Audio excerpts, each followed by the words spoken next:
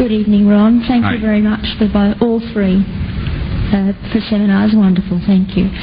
My question is that you said that you had the blood of our Lord examined by the Israelis. That's correct. What was their determination of that? Okay. Now, we won't be able to take second questions. I'm sorry if you're on your second one. Please just step out. I love you, but we're running out of time. Real quickly, okay. Dried blood is dead blood. Everybody knows that, all right? They can test the blood of the pharaohs, the mummies of the pharaohs, all right? There's certain things they can do. They cannot get a chromosome count by any method I'm familiar with, all right? Things keep changing. I don't profess to know everything.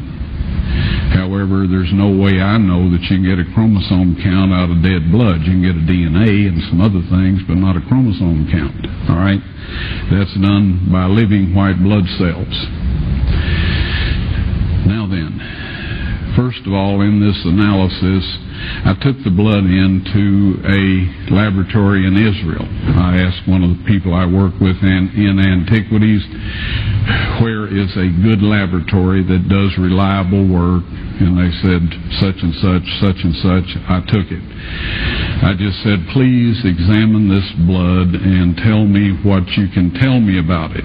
All right? They said, well, look, we're going to reconstitute it. We're going to put it in normal saline and keep it at body temperature for 72 hours with gentle swirling. All right? That's their business. That's great. I said, now I want to be there when you check it out. They said, fine. So I was back. They checked it out. I said, now, they said it's human blood. We can tell that. They did whatever tests they need to do. And then I said, take some of the white blood cells and put them in a growth medium and keep them at body temperature for 48 hours. And they said, well, that'll do no good because it's dead blood. I said, would you please do that for me? And they said, okay, we'll do it. So anyway, I said, I want to be there when you take it out and examine it.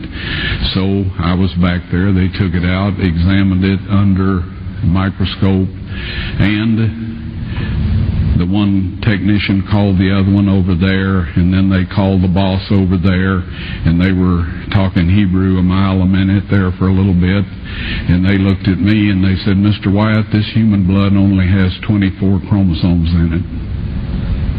Everybody else has 46. You see, 23 from your mother, 23 from your father, 22 autosomes from your mother, 22 autosomes from your father. You get an X from your mother, you may get an X or a Y from your father. All right? This blood had 23 chromosomes from the mother's side, one Y chromosome only. You see, the child could not have developed if they hadn't had the autosomes from the mother. So all of his physical characteristics were determined by his mother's side of the family, her autosomes. His maleness was determined by this one Y that came from the source, not a human male. Then they said, this blood is alive. And then they said, whose blood is this?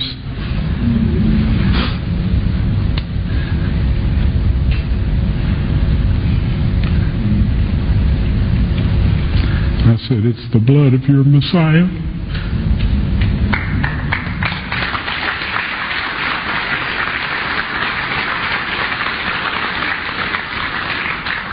And I assure you, those men's lives have changed. Well,